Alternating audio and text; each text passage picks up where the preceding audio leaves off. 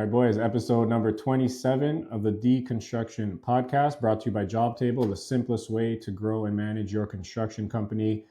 Whether you're looking to send professional quotes, invoice, get paid faster, schedule, time track work orders, anything you need, jobtable.com is the simplest, most affordable way to do that. So do check it out. I'm going to kick it off here with a quick review. This is from Daniela Turano from Terrastone Landscaping here in Ontario. Best software system in the industry. Simple, efficient, accessible service wherever you are. My team and I use the software on a daily basis and find our everyday business needs have been resolved. Amazing customer service. Johnny and his team are great. Thank you. Johnny with the personal shout out there. Thank you, Daniela, for that great review. Shout out, Daniela. Thank you, Daniela. Great job, All John. right. Yeah, shout out to Johnny too. How's it going, guys? Boys, how we doing? Good. Doing good. You guys surviving out there? Surviving. The weather's turning a little bit. Hopefully in a few weeks we'll have some sunshine full time. It'd be nice to see sun for like 2 days in a row at least. I know. That's the problem. It's hit or miss. There's no consistency. Welcome to Canada. That's it. Well, a few good topics today.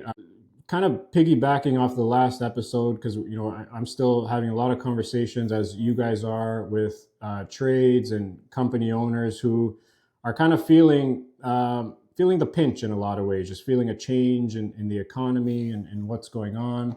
And it got me thinking of kind of a motto, something I feel that would help in this situation. And this is that sales solves every problem.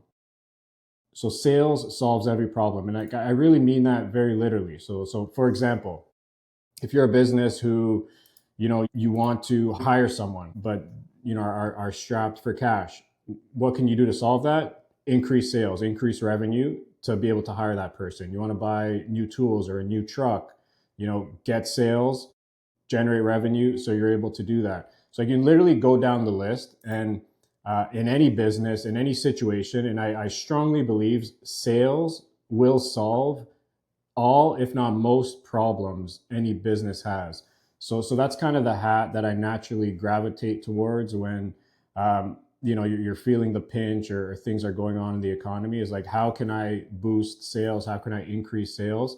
Because I really think that is a way to solve all problems in a business. So Johnny, I guess kick it off with you, because you are naturally really good at that side of the business. So what are your thoughts on that? Like, how do you look at sales during these downturns and shifts in economy?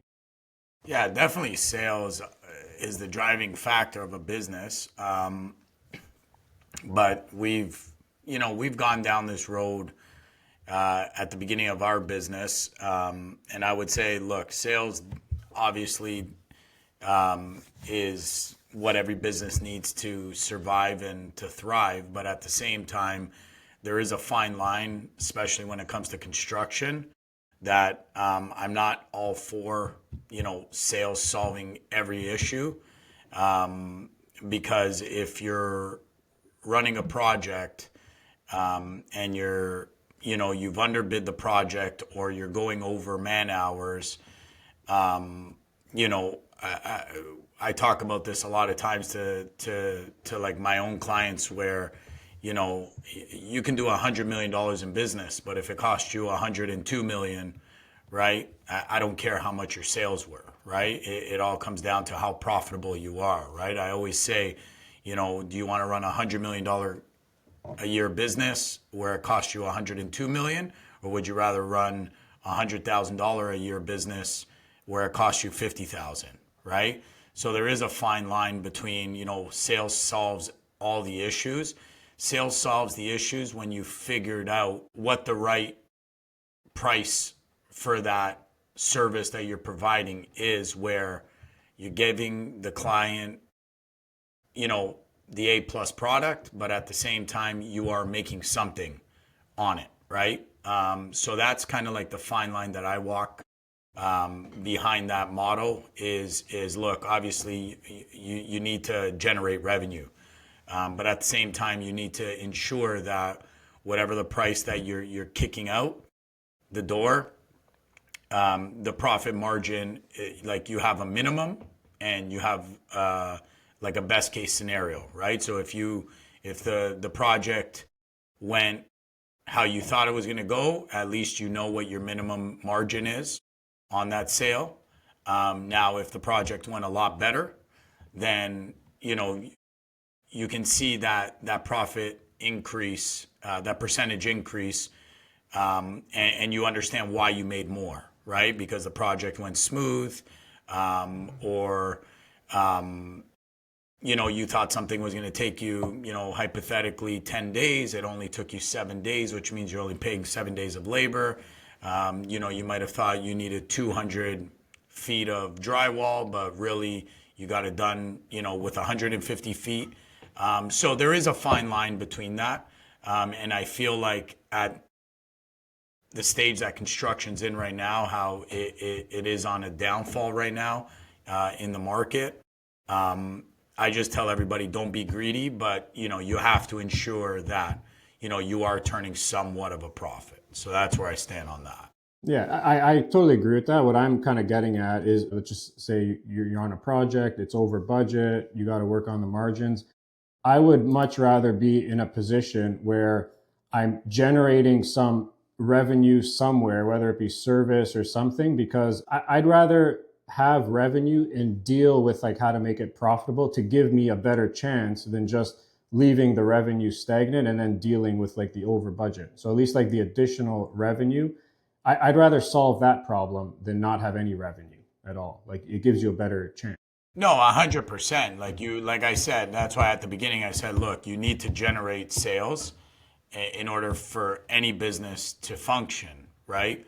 It's just how you're generating it. And there's a little bit of a backstory that kind of hits home close to me and Charlie, where, we had another business before, and somebody in that business kept losing money, and we were having kind of hard talks over and over, and their basically motto was, well, we just need more work.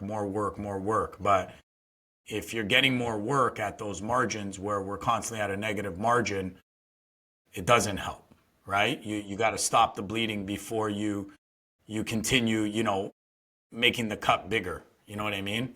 Because if you have $10,000 in sales and, just hypothetically, you've lost 10%, it's $1,000 loss, right? But now if you up that to 100,000 in sales and you transfer that 10% loss, that's 10 grand of a loss, right? So you just got to be very mindful. And it's all about scalability, right? Like how you're scaling it, right? So a lot of people, we've said this many times before, a lot of people want to go from a crawling stage to a running stage, right? And I believe that every business has to go through their growing pains, and you have to learn the industry in and out. So sometimes those hard times will give you an insight to a different path or a different way of doing things to be profitable. And I always say you got to crawl before you walk, and you got to walk before you run, right? You can't grow too fast, right? But at the same time, on the flip side, you can't grow too slow, right? Or else, like we've said many times on the show, you get in a comfort zone and you don't know how to break out of it, right? Just to piggyback off what you're saying, Johnny, like I think we can all agree that if you're not working, you're dying. Like you obviously need sales, you need the work. But just kind of like to your point, I think what's really important is the quality of work, right? And like you said, the margins. Because Casa, you made a point that, you rather have all of this work and then figure out where you can kind of save money here and there, whatever, right? Problem in construction is you kind of have to have that formula already figured out before you're going to bid these jobs. And what you're seeing a lot of times is either guys are they're not well versed on the pricing side of things, or they're just desperate for work, so they're almost cutting their own throat just to kind of keep guys going, and then they end up losing money. And I think you have to, there's a lot of things that go into that formula. First, I mean, you have to work with the right people, and eventually you have to get the right kind of work where you understand what the margins are going to be and you understand what your profits are going to be. Because like Johnny said, you can make $100 million, but if you're spending $100 million, you're not getting anywhere. So part of that is I think it has to be earned. It comes with experience, understanding how to price jobs competitively and still, finding ways to pull out a profit, and then also getting creative.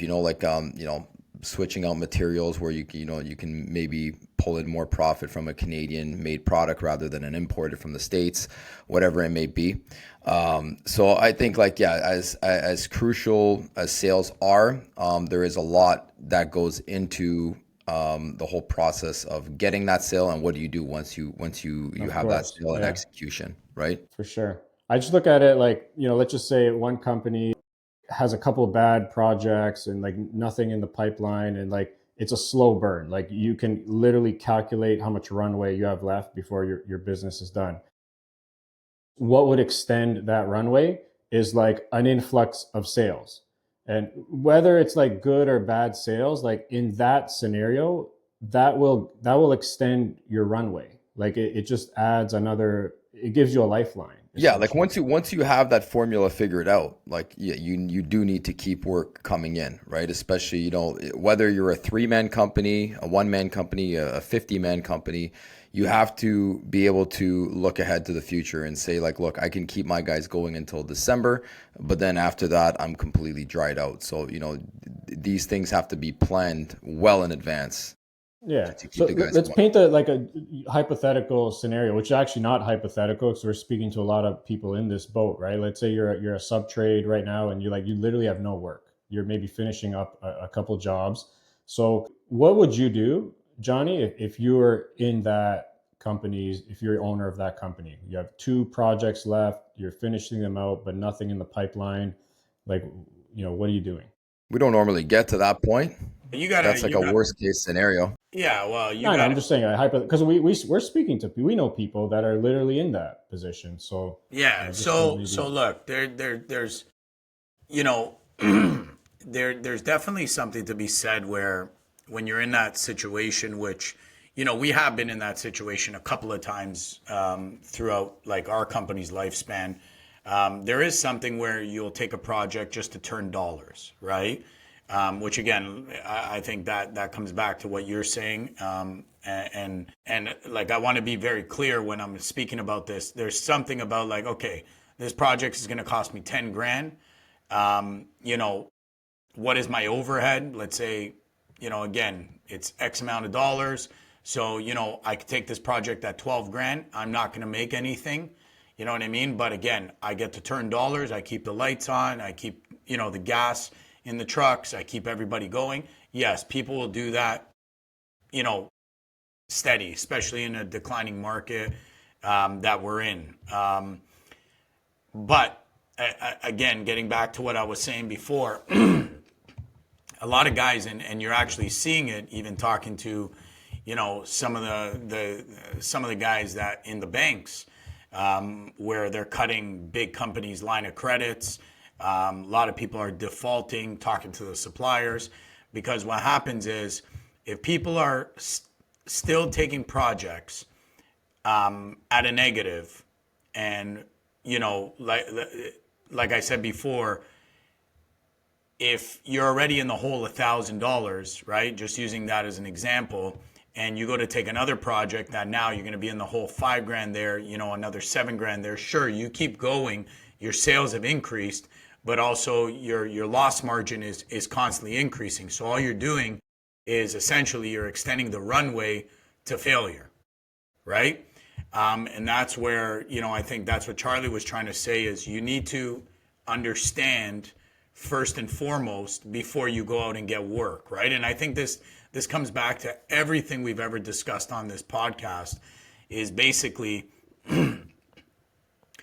tradesmen, they're great at what they do, but a lot of times they have to learn the business aspect, right? They have to understand how to break out what is their overhead costs, what is their carrying costs, because a lot of guys, they look at it, okay, I pay this guy, $50 an hour.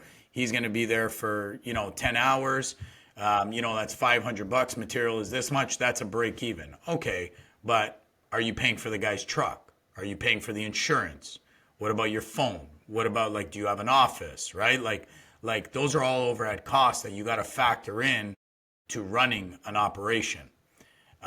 So I always say that formula has to be figured out first and foremost before you go out and start piling on the jobs on a bad formula, right? That formula has to be figured out from day one, because again, you could be the best plumber, best electrician, best drywaller, best bricklayer, but if you don't have the formula down packed on what is your actual dead costs week to week, month to month to operate, depending on the size of your operation and how you've structured your operation, again, you can have an influx in sales, but if those influx in sales are done on a bad formula, all you're doing is you're extending the runway for failure, right? And what happens is that negative keeps on accumulating to a point where you're going to get to the end of the year and you got suppliers hounding you, you got the banks hounding you, you got, everybody under the sun hounding you. And, that's where a lot of people tend to fail and start to realize, is it worth it being your own boss, right? Yeah, that goes without saying. If you don't have the formula down, then yeah, you're inevitably gonna fail. Exactly. Right? But like as with anything in life, the best way to learn is by doing. So if you don't have jobs coming in, how are you gonna learn how to properly budget? So like One the best comment way to learn is by actually getting the jobs, figuring out that formula. If you can't figure that out, then you're probably Well, you're dead in the water anyways. that's what I'm trying to say. Before you even go out and get more work, I would say the first thing is figuring out that formula so that when you go out to get the work, that formula is factored in, right? So for example, again, just using it as a hypothetical, right? Let's say your overhead costs every month, between an office, insurances, gas, let's just say on average it's $4,000 a month, right? So if it's $4,000 a month, simple calculation, you break that down by week, that your overhead costs is $1,000 a week, right? So now you factor in whether you're paying yourself or you're paying your employees, what is that cost to you? Right? So now you need to take your employees' cost, the material cost, your overhead costs. That's a dead cost, right? And that's where I think a lot of people fail to realize that formula. They tend to look at it like, okay, I pay this guy $50 an hour. I have another worker at $25 an hour, so that's $75 an hour. I'm going to price this job at $75 an hour. And it's like, okay, that's great. What about the insurance, right? How are you paying that? Right? Because if you're paying that out of your profits, if you're making 10% profit, well, really you didn't make 10%. You know what I mean? Because now if you factor in your overhead costs on what it takes to actually run a functioning business, you can take a percentage out of whatever that 10% that you made, and that's going to leave you with your actual real profit. So I always say you got to figure out that formula first and foremost. If you have that formula figured out, then yeah, and you got 2 jobs left, at least what's your bottom dollar that you're able to go in at, you know what I mean? And that, okay, this is my break-even point, right? What does 2% look like profit? What is 5%? What is 10%? And you got to go out and get the jobs based on, again, the market, right? So like we've talked about before, certain jobs, I'm noticing, especially in the framing industry, up until 2 years ago, I remember I had a friend that I just asked him to come do some work, like a good friend. And, the guy was like, yeah, I need $100 an hour cash. And I was like, $100 an hour cash? That seemed like astronomical to me, right? And the guy told me straight up, he's like, look, if you don't want it, I got lots of work. Right? Well, I remember having a conversation with another one of our friends, like thinking like, holy, I feel like the guy was gouging me and I thought we were friends. Where today, if I were to call that guy would gladly come for like $35, $40 an hour, right? Because he's, there's no work out there. And this comes back to like, you know, I always feel even when times are good, don't be greedy. You know what I mean? Like I feel like that's how you increase sales is when you stay consistent.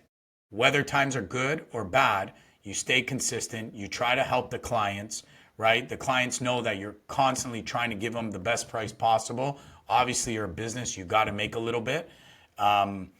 And that's what we noticed when times were good and we were consistent in our price, and even though we knew we could get away with more, we wouldn't do it, right? Because we just felt like, hey, if we're making, you know, 10%, and we've always been making 10%, why should we hammer them with 20% even though we could get away with it? Because we do it once, we do it twice. If the market shifts and we try to do it at the wrong time, you know, we could be out a good contact here, right? So I always say stay consistent. And I find if you stay consistent, if you stay fair, if you stay honest with your clients, that work will roll in, right? And the referrals, the word of mouth will be, you know, constant. Costa, back to your question, something common that I hear a lot, and I was actually speaking to one of our Jobtable customers about a month ago. He's a roofer, and when I was speaking to him, he had about, you know, 3-4 weeks of work, like just solid, and he was like thrilled about it. He's like, man, I've never been so busy. We're working 7 days a week. There's no end in sight, pretty much. And I speak to him again, maybe like 5 weeks down like after that initial conversation, and he's sitting at home. He's got nothing. So I asked him, I said, what happened? I thought you were so busy. He goes, yeah, I was. And then he goes, I just got through all the jobs and I had nothing else lined up. And I go, well, weren't you pricing jobs? Weren't you going out to quote jobs while all the ongoing work was happening? And he said, no, I didn't have time. Right? I was on the roof, and I literally turned down a bunch of, you know, potential quotes, jobs, just because I had to just kind of focus. I don't have the guys. So that's one aspect of that I see all the time, where it's like these guys that are so consumed by working in their company that they don't even have time to even go out and price more jobs, right? So to a guy like that, what kind of advice I could give him, because, you know, me and Johnny have been through these growing pains where we're kind of like doing everything ourselves, and you have to hire people and train them properly to eventually take over your role, right, as the lead hand. You know, that expression, you always have to hire someone that's smarter than you, right? They may never run a business. They're not built to do that, but you can trust them with yours, right? Especially if they're well compensated. Because if you're spending an entire week just going to price jobs, and then now jobs are not getting done, there's no money coming in, that's also another problem. And if you're constantly on the roof doing the job and you're not pricing, then eventually it's going to dry up. So it's finding that happy medium and putting people in the right places. And like you said, Costa, it's just like, you know, figuring out that formula. And once you have that formula, you know, you start to see the steady stream. And then a bit of what you said, John, like, you know, pricing jobs fairly, not gouging, earning that reputation over the years, working with, you know, dozens of people. You shouldn't have a problem with consistent work when push comes to shove. Relationship, but like that's a perfect example, Charlie. Like that guy, your friend who's has no jobs. You're saying, yeah, you got to hire people, but it's like if you're burning cash every month, he's thinking like, how am I going to hire someone? Back to my point, Yeah. you need sales. If you had sales, you'd at least be able to possibly hire someone. Look, it's just like never ending like cycle, right? Like you can't go out and price jobs because you need a helper, right? You can't hire a helper because you need money and you need work. Yeah. So it's a slow burn, right? Like and that's a great point Johnny made. It's like everybody wants to run before they can walk, right? We started iPlum literally crawling, okay? Like me and Johnny crawling in trenches, laying pipe, right? We made our first hire. It took us months, and then after that, after a year, we made our second hire, and then now we're up to 30 guys plus whatever it is, right?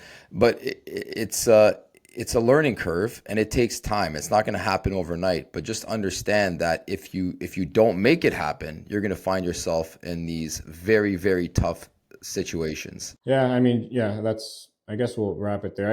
At the end of it, I think, sales is ultimately like the engine of any business, right? You got to figure out a way to just like just have some pipeline. Like you can never be dry, or that is like a slow demise of any business, really. Related to cash flow, I guess, is a part of a construction company's kind of process and workflow, and if this is not done right, can really impact cash flow. Is managing schedules efficiently. Especially when you have multiple projects on the go, several crews, dealing with multiple GCs. I know, Charlie, this is something like you do on a day to day. So when it comes to managing, let's say, client expectations with GCs, for example, what's your playbook or formula for that? My playbook has changed over the years. I think when we first started the company, like anybody, you start to do larger projects and work with legitimate general contractors, and you actually really feel like you've entered the game. You kind of feel like you're at their mercy, like you're willing to do anything for them, right? So they'll call you with these kind of like crazy demands. It's like, look, this has to be done by Friday. I don't care if you need to get 7 guys there, if you guys have to work 24 hours a day, it needs to get done. And you're so new to this that you kind of will bend over backwards, and you'll put yourself through hell just to kind of like prove to them that you're able to do it, and hoping that they'll bring you in on the next one, right? Because I don't want to say you're desperate, but again, you're very new to the game, so you're trying to really make a good impression on these people. Now, over time, you cannot sustain that. Right? You can't like maintain these levels of expectations that they have, because they're not realistic, and they're also not fair. And I feel like once you've earned that respect, and you've been working with these people for a long time, and these demands continue to come, I think that's when you really have to tame those expectations respectfully. And a lot of people will say, well, no, I can't say no, he's going to get upset with me. Look, if you've been doing good work for someone for years, right, the quality of your work will speak for itself, right? If you're telling somebody like, look, you're calling me on a Friday to mobilize on a huge project in 3 days on Monday, it's not realistic. They're not going to throw you off the job. They're not going to pull your PO, right? They understand what's acceptable and what's not. But as a general contractor will always do, they will always try to push and squeeze as much out of you as possible. One thing that I've learned that's actually helped us a lot, and I'm always surprised when new people that we work with don't do this, is adding time to a schedule with additional work that comes out, any extras that are priced. And I see this happen all the time. Like an electrician says, oh man, we just got a huge extra, we priced it, but now they're squeezing me. We still have to finish this job November 22nd. And before the extra, they had to turn it over November 22nd. There's no time. And I always tell these guys, you have to stipulate, like if there's a large extra that comes out, you have to stipulate that not only this is the monetary, value associated with this extra, but there's also going to be an additional 10 days added to our scope, right? It doesn't mean that this, you guys are adding, $250,000 worth of work, but the schedule stays the same. And I think if you nip that in the bud right off the bat, and you make it very clear to them at the beginning, the less issues you'll have down the road, the less arguments you'll have. And again, you may not agree on how many days it might take you or how many days it is to extend the schedule, but these are all things that can be negotiated and get on the same page. Because like I said, general contractors will try to take advantage of you every single chance they get. We have probably anywhere between 12 to 24 jobs going on at the same time all the time. Just before I got on this podcast, I probably got 3 phone calls today to start jobs next week, of jobs that I didn't even know were ready to start next week, right? Just a random call, say, hey, I know this is out the blue, but we're ahead of schedule. We need you guys on site next week, right? Another bit of advice that works very well for me is always tell the guys that you're booked up for the next 2-3 weeks. And then you can then turn around and say, but look, with that being said, let me see what I can do. Let me make some calls. Let me see if I can switch some things around, and I'll try to get you in sooner than the 2 or 3 weeks. Worst case scenario, you've set the bar You set the expectation that you're probably not going to be there for 2 to 3 weeks, but in the back of your head, there is probably a chance you can get there sooner. So you leave them on the hook like that and see what you can do. And if you're able to, it's a silver lining, right? It's a little bonus for them. You can call them back the next day and say, look, I literally moved mountains for you. I canceled another job just to get to yours, right? It makes them feel special. And then maybe you're able to get there at the end of the following week, right? But any advice I can give to people listening out there is you set the bar. Don't let them dictate what you can and can't do. You are the professional. If you're a plumber, if you're an electrician, you're the one that's been doing this for 10, 15, 20 years. You're the one that went to school for this. You got the business license. You've earned the right to bid on these projects and do and execute these projects. Don't let them tell you how long your job is going to take you to do. Yeah. Johnny, do you think not with iPlum, because you guys have been around, reputable, the quality of work speaks for itself. You have good relationships with GCs and stuff. But in general, do you think GCs often like look down on subtrades? I wouldn't say look down. I would definitely say this ties into like finding good people to work with. I tell every GC or developer that we work with right from the beginning, right from our first conversation, it's like, look, this is not like we're a team, right? We need to execute this together, right? So you're going to have some demands from me. If I can do them, believe me, I'm going to do them. But if you're asking for something astronomical, like, I got to put you in check, and vice versa, right? We get into this all the time.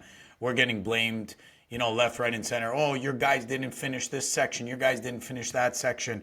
You call the guys on site and it's like, man, I told them for the last 3 weeks I needed, this done in order for us to do this section. Then you got to pick up the phone. You got to call them. And it's like, look, you're blaming us, but, you didn't prepare this section in order for us to do our work, right?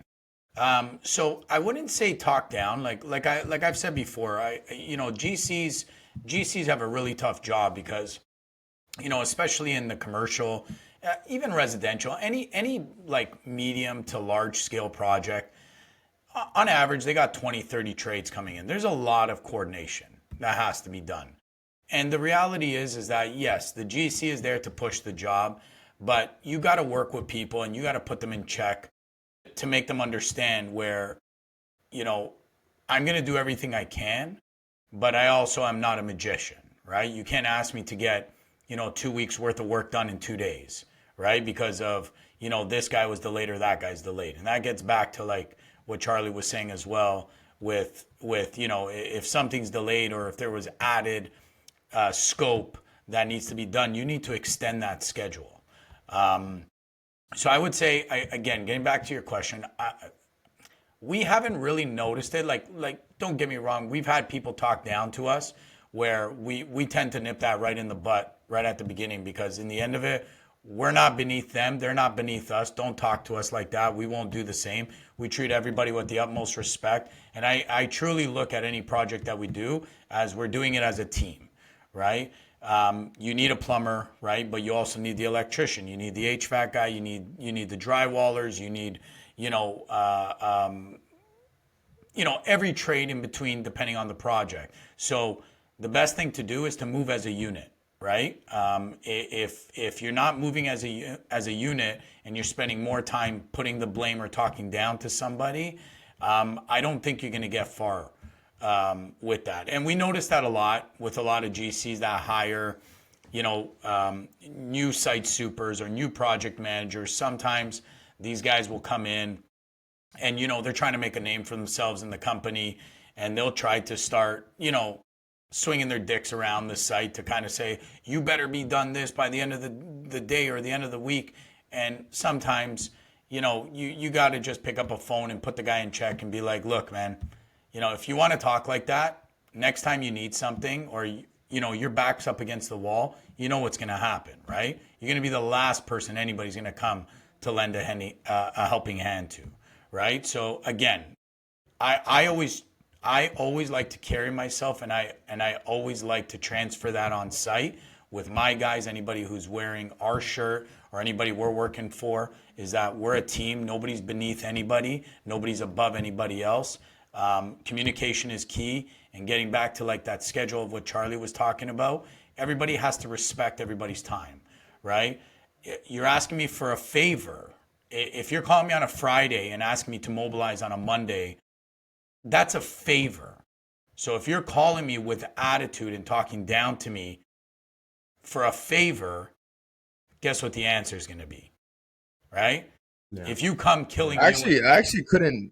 I disagree. Like how they don't talk down to the trades. I think that's where the expression "shit flows downhill" comes from. I can tell you, I can't even count on both hands how many times I've gotten in verbal arguments defending some of our technicians on site just because of the way that they were spoken to by a project manager or a site super that just thought it was okay to belittle them or blast them. And I don't tolerate it. I don't condone it, but I 100% think that we are the bottom of the barrel as trades. You're on site. You're the grunts. Framing the walls, putting up the drywall, pulling the wires.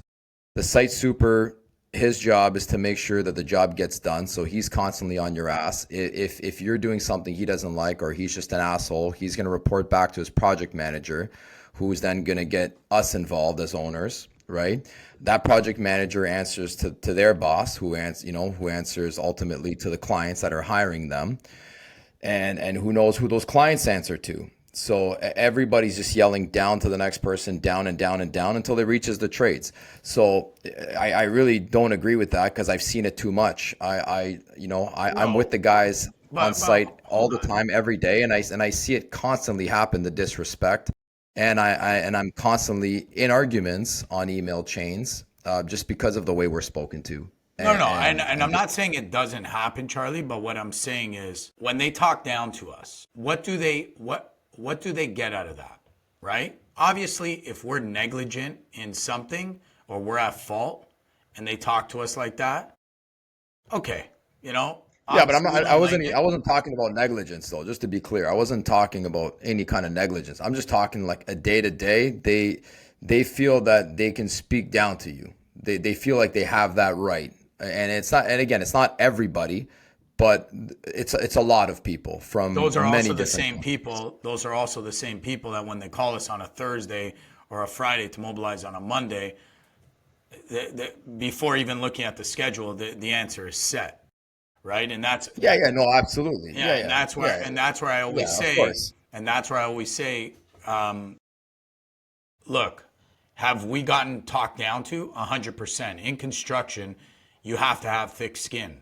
This is the environment that everybody kind of plays in. This is the way it is. It's rough guys. They're having a shit day. They're having a shit week. They're getting yelled at by somebody else. 100%. The shit does flow downhill, but you need to nip that in the butt. And the reason you need to nip that in the butt is because if you are always putting your tail in between your legs and you're always a yes man, they're gonna walk all over you, right? And Yeah, that's where agreed. getting back to your initial question, Costa, do they do it? They do if you're not if you don't stand up to yourself for yourself or your company, and if you don't let them know right off the bat that it's like, look, you want to talk to me like that? No problem. But I'm telling you right now, you are going to be a priority based on how you ask for it. So if you're asking me something to be done in 3 days because of your negligence, then I'm now going to talk to you in that same tone, right? And now you're going to suffer the consequences, right? So if you want to come swinging your dick, everybody can do that, right? And that's where I believe that construction has to change in that manner, where whether it's the GC, whether it's the developer, whether it's the sub-trade, everybody has the common goal is to finish the project, finish on time, finish on budget, and everybody makes money, right?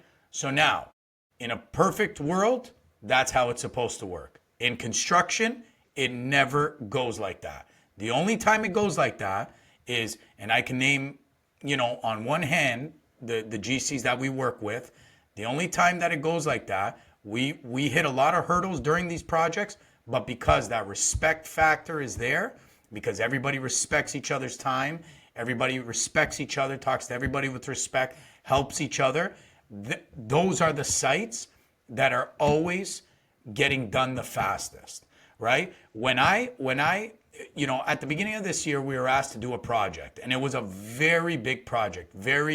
I would say anybody that was given the opportunity to do this project, 99.9% of every subtrade would jump at it from the surface.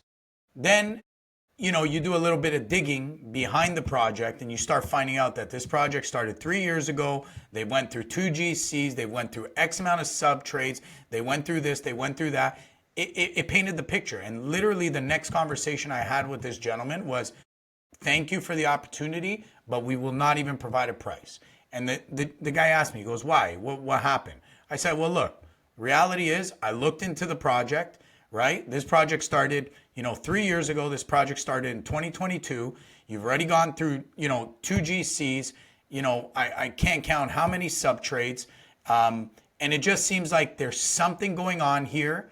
And I'm not blaming it on you. I was speaking to the client. I'm not blaming it on you. Maybe it was a bad GC. Maybe it was 2 bad GCs. Maybe it was a bunch of bad subtrades.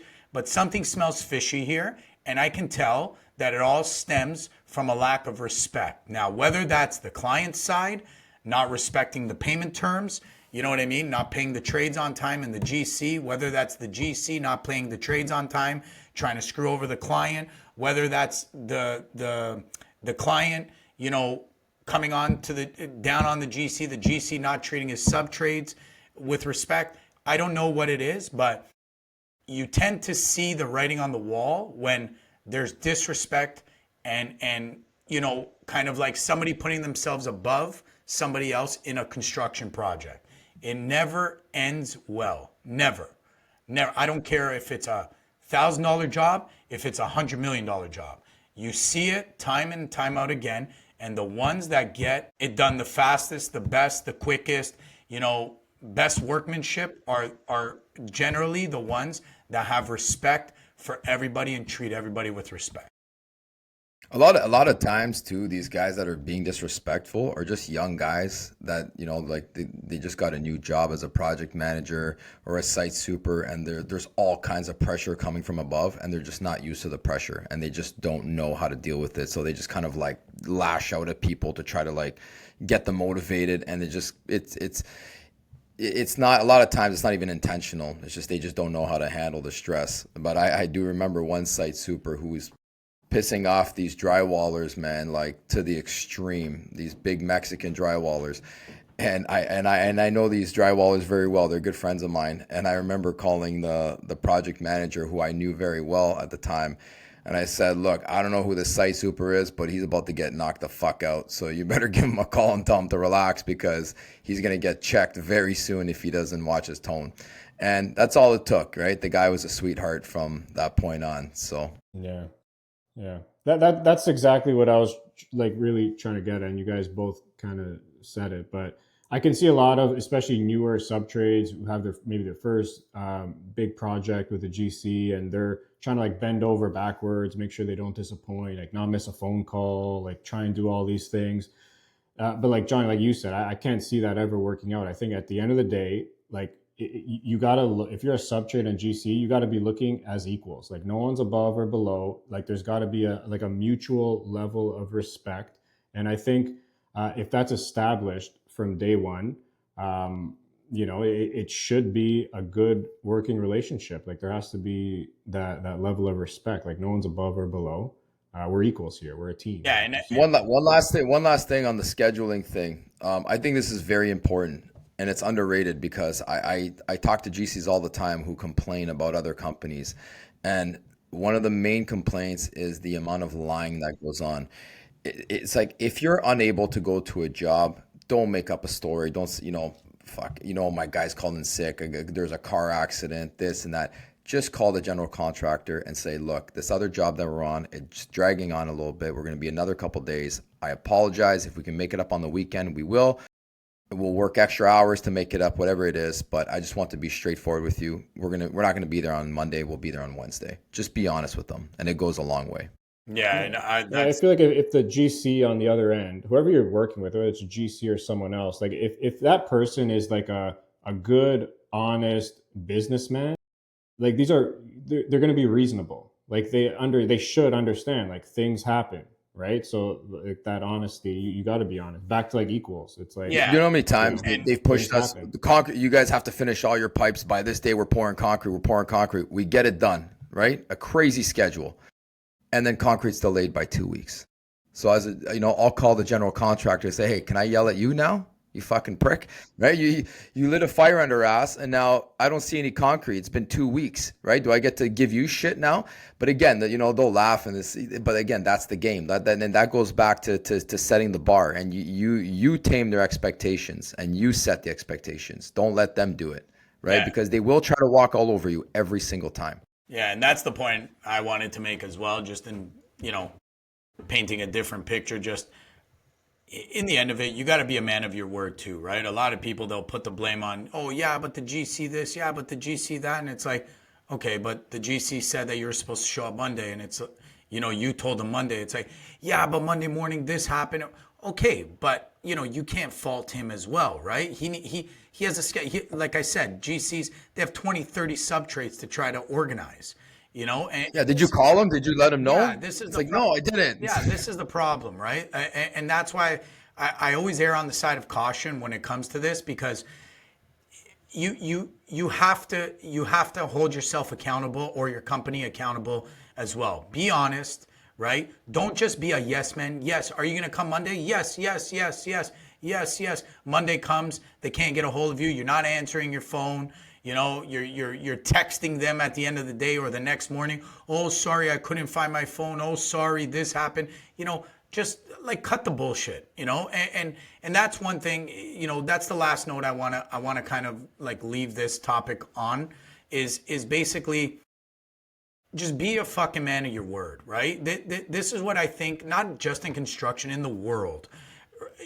People's word used to be everything, right? It used to be a contract. It used to be, a loan. It used to be, just everything. And you find a lack of that. You find a lot of lying, a lot of yes mans, and a lot of over promising, under delivering. I typically, the way I like to do it is I like to do the total opposite.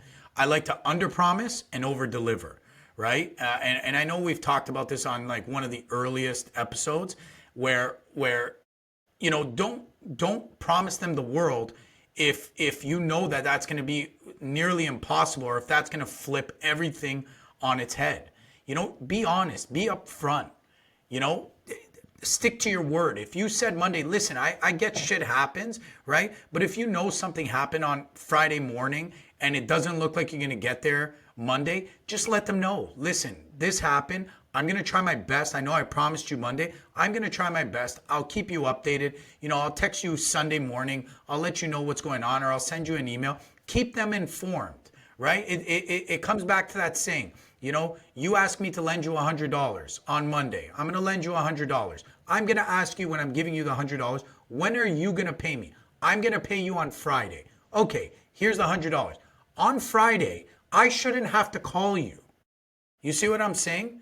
I should not have to call you. You have the responsibility to call me, right? To give me the $100 back. You see what I'm saying? So, don't make me chase you on Friday and then on Saturday, oh, sorry, man, this came up. I need an extra week. You should have fucking told me that on Wednesday. You know what I mean? Why you have me chasing you around? And that's what I notice happens a lot in construction. Subtrades, GCs, clients, everything. Everybody has to stick to their word. Again, shit happens. If you're transparent about it, you're upfront about it, you step up to the plate and you let them know what's happening. You give them a heads up. People will respect that. They'll know they get no bullshit out of you, right? So on that last note, just be a man of your fucking word. That's it. Well said. I don't think we can add anything else to that. Well said. Switching gears a little bit here now. So we have an election coming up here in Canada. I just pulled up this chart. Election is what, next week actually. So there's a lot of polls out there and happening, and I feel a lot of people are kind of waiting to see who wins. Like maybe whoever you want to win might change the way things, how the economy shifts and all this stuff. So a lot of polls out there. This is Poly Market. For those who don't know, this is where people actually like put in real dollars and determine and think like who's going to win. So as of right now, this is it's looking Mark Carney 83% according to Poly Market. So now, assuming the Liberals win, which if I were to place a bet, that's kind of what it's looking like too. Um, how does that change in construction? Now, let me cue up something else here. I don't know if you guys have seen this, but um, this is a liberal government platform related to construction. So, one of their policies or plans that they want to implement is right here. So, I just want to read this quickly. So, get the government back in the business of building. So the Liberal Housing Plan will create Building Canada Homes to get the federal government back into the business of home building by, this is the main point here, acting as a developer to build affordable housing at scale, including on public lands. So do we think that a change in government, uh, as in this case, so the Liberal government wants to act as a developer? Is this good news, bad news? Is this a good thing for construction? Johnny, you're smiling. So what do you think? Oh, you guys want to come to me first? Look, you know, I don't think governments have any responsibility being a developer.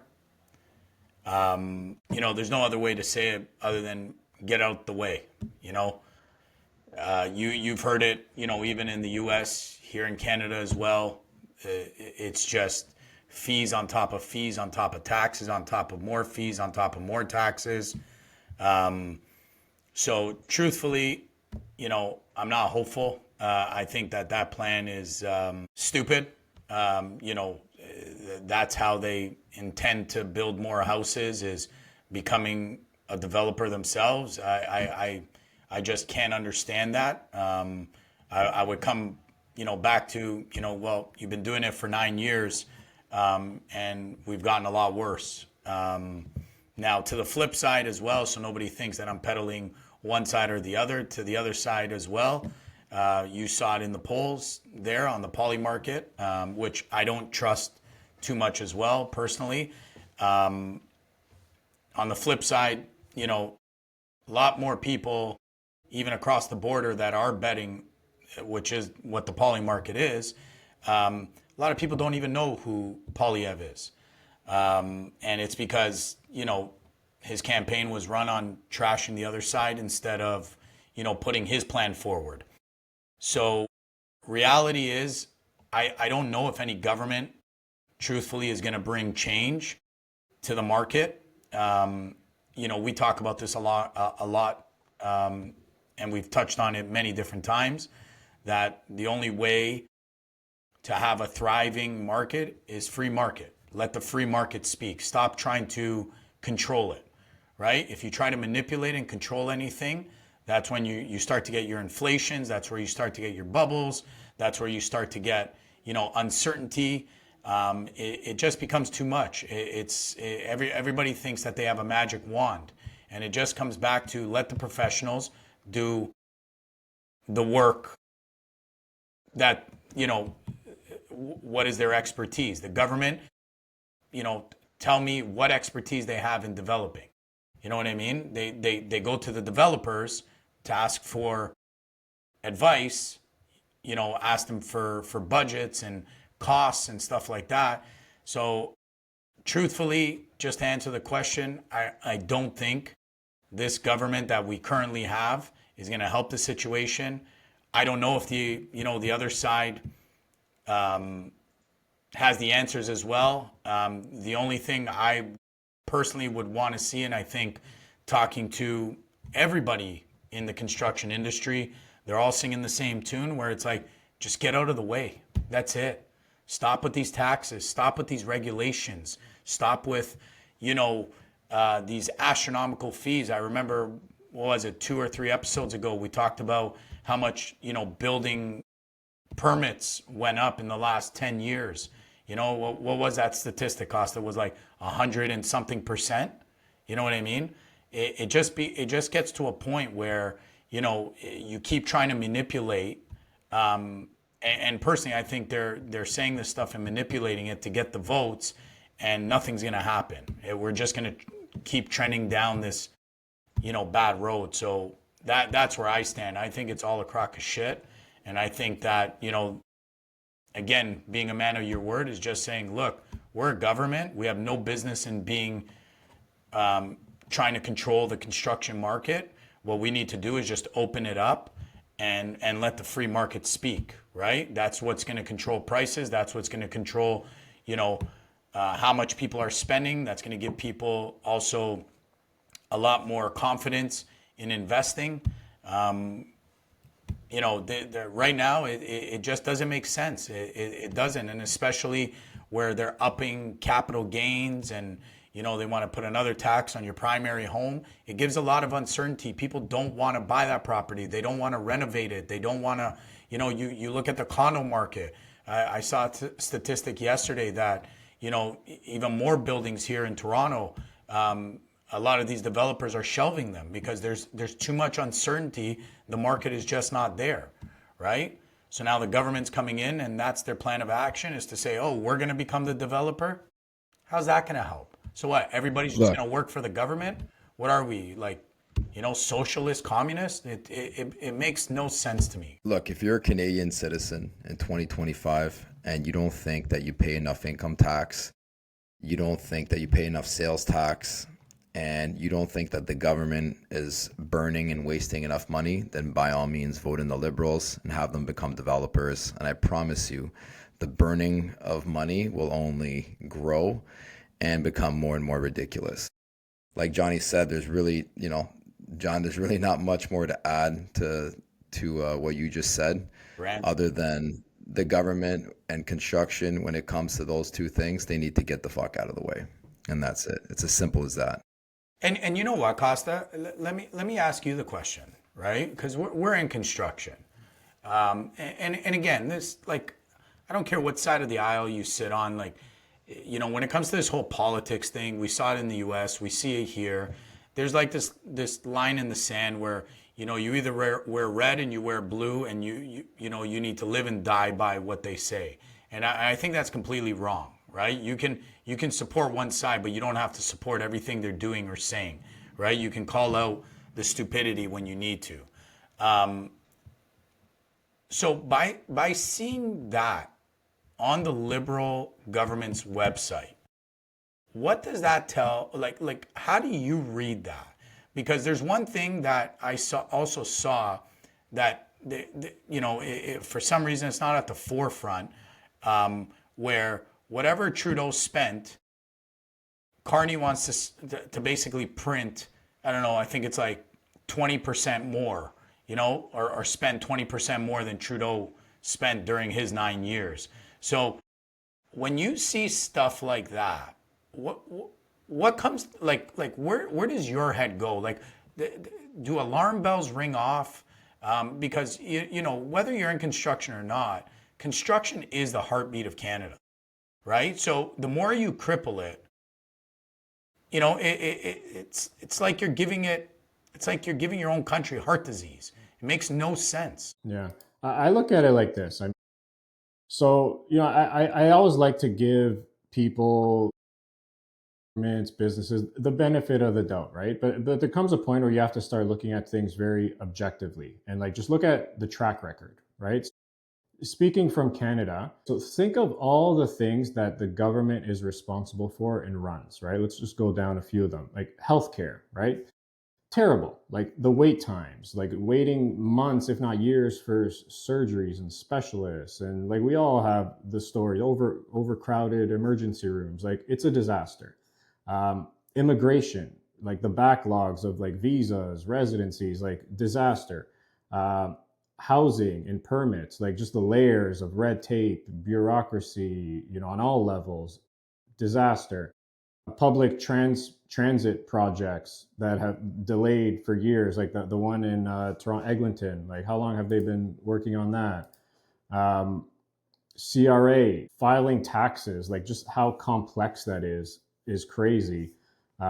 So when you look at the facts objectively, anything the government is really like responsible for, it never works. So to your point, get out of the way, give incentives to businesses, to entrepreneurs to do it right, do it properly, and that would just be better for everyone. So when I see the government wants to act as a developer, like literally acting as a developer, that's what it says. To me, you can only just like shake your head and And what that tells wave up me, your hands. is instead of less red tape, it's more red tape, because now they basically want to get into your business, right? And they want to take a chunk out of the industry because they think that's what's going to solve it. And like you said, Cos, I think that was the best way to explain it is look at everything that they're involved in, every business that the government runs, essentially, right? And it's terrible. It's fat on top of fat on top of fat. Nothing gets done. Everything's twice as So long. to think it'll work in this case, it's like, why, like I have no reason to believe that it'll work. 'Cause like the track record just stinks. So Yeah, and even just like a prime example on that was also when they pulled American liquor off the shelves. Now, when everybody looks at that on the surface, I get it. It's like, well, they're hitting us with a 25% tariff, right? So we need to hit back. And I agree, right? Like if that's what you guys want to do, okay, right? You're in the business. Again, that's your business is trade wars and, free trade, all these deals that you do country to country. But now the LCBO purchased that liquor, right? Put it on the shelves, got into this trade war, and then they said, well, we're going to pull it off the shelves. And I talked to somebody at the LCBO, and they said, yeah, we put it all on pallets and we shipped it out to Montreal, to our main like hub there, and we're just storing it. And I'm thinking to myself, like, so you paid for the liquor, you pulled it off the shelves, you paid all these people to package it on pallets, transportation, probably some got lost, broken in transportation. Then once this is all figured out, you're going to have to pay somebody to take it back out of storage, transport it again across the provinces and countries, right? Who fucking said that? Okay, sell the liquor. You see what I'm saying? That's on the shelves. Once it's sold out, okay, we're not gonna make another purchase, right? Until this is done. That makes sense, And this is where I get back to, just make it make sense. It's nothing that this government has done in the last 9 years, again, objectively, makes sense. They burn taxpayer money. They come on TV. They say a couple of things that make people, happy, I guess, and they just run with it. And I think it's just time that everybody wake up and kind of like, see for themselves that if this government, I always try to compare it to a large corporation, because make no mistake, each country is a large corporation, the largest that the worlds have ever seen. And if any CEO in a large corporation has done what this government has done over the last 9 years, and potentially now getting into, another 4 years, they would have been fired the first month on the job. John, we know you're upset because you can't buy your California cabs anymore. Let's be honest. But no, you're right. I mean, look, at the end of the day, let's not dwell too much on this. Whether you want to vote, don't vote, whatever you want to do. But at the end of the day, you got to be responsible for yourself, control your own outcomes. Don't rely or expect anything from anyone, including government, and just take control of your own self and control your actions. So that's it. Charlie, what do you think? Yeah, look, I mean, it's not a secret. The government pretty much ruins anything that they touch, right? I really don't have much to add. You guys honestly said it all. I think we're all in agreement. Costa, that was a great point about the healthcare, right? And beyond the healthcare, just literally anything that they touch, it's just wasted money, right? I can't tell you how many, we've done government jobs and, there's maybe 10 people standing around in a circle looking at a trench, talking, discussing, how good the pipe looks inside the trench for hours, right? It's like just think about all the wasted money. And that's just one example, right? How does that make, like you said, make it make sense? How you guys are pulling alcohol, like the logistics, the amount of manpower hours that goes into this gas to move the product, it makes no sense, right? So how is it automatically now all of a sudden they're going to become these amazing developers, right? Right? Crazy. It's a no-brainer. And just so everybody knows Well, as well, like, It hurts my head just talking about this, to be honest. It's just frustrating. but just for anybody that's listening and obviously not watching, Costa literally pulled that up from the party's website, right? It's like front and center. That's part of their action plan. So any construction worker listening, Yeah, and this is not like an we'd love to announcement hear for what the you guys conservative. think. This is not like an announcement, for the like a pro-conservative announcement or anything like that at all. Like, for me, what the most frustrating thing is that, you cannot be against a party without somebody thinking you're for another one, right? I'm not a fan of either party, to be completely honest. But that liberal website that you just pulled up, it's clearly just optics, right? yeah, Just like whether that was everything on else a that they've liberal, been doing. conservative, any other website, Yeah. like And my they all answer do it. would They're be all the same. guilty of it, right? It's just more bullshit, right? To feed the people, to get the votes. I doubt that's something they would even do, to be honest. I think, you know what, Costa, I have a question for you. Because you're not a construction guy. You've been kind of pulled into it because of Jobtable. So you're in constant communication with construction workers now. But is it? I think it's fair to say that your circle, that's mainly around you, is not necessarily construction people or has been in the past. So as like a non-construction guy who's around non-construction people, when you see something like that, maybe not you necessarily, but people that does the average person see that and think that this is like a positive thing? Like, do they just not have like any idea how construction works?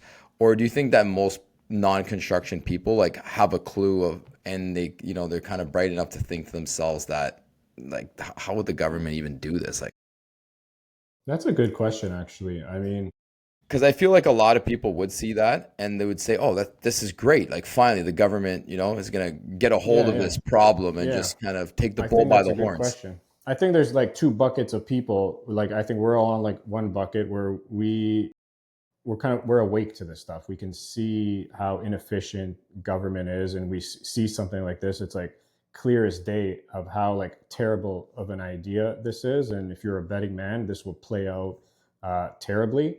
But then I think the other bucket, which I think is the vast majority of people, are very like reliant on government, and they look at government as like this body, as like a savior almost, where they're gonna help you, and they do the right things, and like they trust everything the government does, whether it be doctors or school and whatever.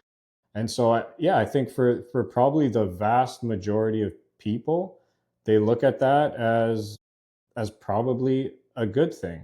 It's like, oh, the government can handle this. Like, they're smart. Like, they run the country. So yeah, I think that's most people.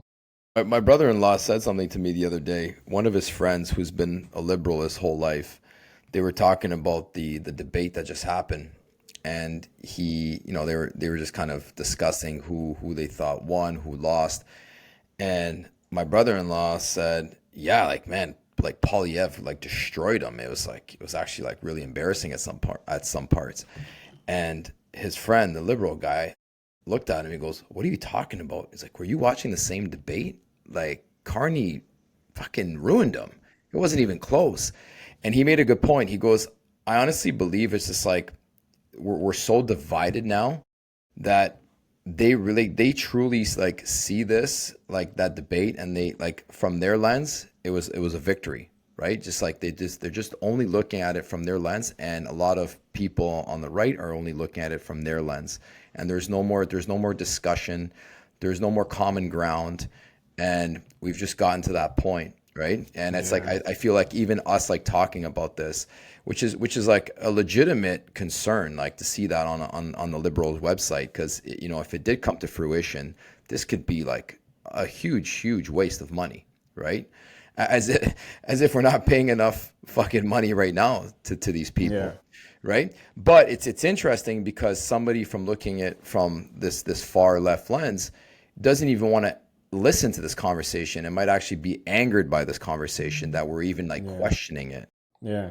I think it's just gone to the point where it's so divided right now. It's like to like where people it's very tribal. It's like there's no middle ground. It's you're either on one side or the other. Even if your side says the sky is red, you're gonna believe it. Like you're not even gonna see the blue. Like that's where we're at. Yeah, it's teams. Unfortunately, it has nothing to do with what's better for the country as a whole. It's just it's become you're wearing a jersey. You're either wearing the red jersey or wearing the blue jersey, and no matter what jersey you're wearing, whoever the head of that party is, they can say Yeah, whatever, you're gonna stick with and them you're gonna no matter what. yeah, and you're gonna back them up. And this is where, just for anybody listening, this is not like Charlie said. This is not a, to boost one side up and knock another side down, or vice versa. This is literally, I can say on both sides, I'm not happy with both parties. I tried to pinpoint what it is that they're trying to do, what it is that they're telling the people that they're going to do, and try to identify what is going to be detrimental to Canadians. Um, um, and I think that people need to start looking at it like both of you guys said, where even if you are supporting one side or the other, if that one side that you're supporting, has come out with a plan or said something, you yourself should be the one to stand up and be like, no, I don't, that's stupid. I don't agree with that. Right. That's not my belief. Right. Because it just doesn't make sense. That line in the sand has been drawn. And for some reason, you know, we're so divided that everybody's just looking at each other. And again, getting back to that debate, one side can never do no wrong. And same with the other side. And people are just looking at it through that lens instead of actually having an open discussion to really get down to the bottom of it. And I always say, how many times do you look at, even if it's not on the politics side, you look at something, right? And you have a discussion with somebody else and you find out something new on that topic. And it's like, oh shit, I never knew about that. Yeah, I used to think that it was like this, but you know what? Now that I just learned that, I can see how this doesn't make sense. And we have to have these open discussions because again, tying this all back to construction is the heartbeat of Canada. And if we keep going down this road and there's more red tape or more hurdles put in front of it, it's literally going to affect the country as a whole, right? We're not just talking about an industry. It's one of our driving factors here. And it could be detrimental to, our debt and basically our cost of living in general. Yeah. All right, boys. Let's wrap it there. This was a good pod. For anyone listening, like, subscribe. If you listen this far, leave a review. Spotify, Apple Podcasts, wherever you're listening, we would really appreciate it. And if you are, you own a company, you're looking to streamline, make things more efficient, do check out jobtable.com. 14-day free trial is available. Check it out. Could save you a whole lot of time and a lot of headaches as well. All right, boys. Until next week. A pleasure, Been man. fun. All right. Ciao, boys. Ciao.